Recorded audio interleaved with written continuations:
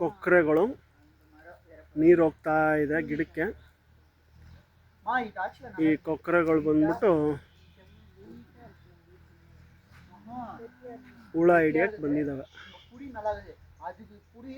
Natural predators for your pests.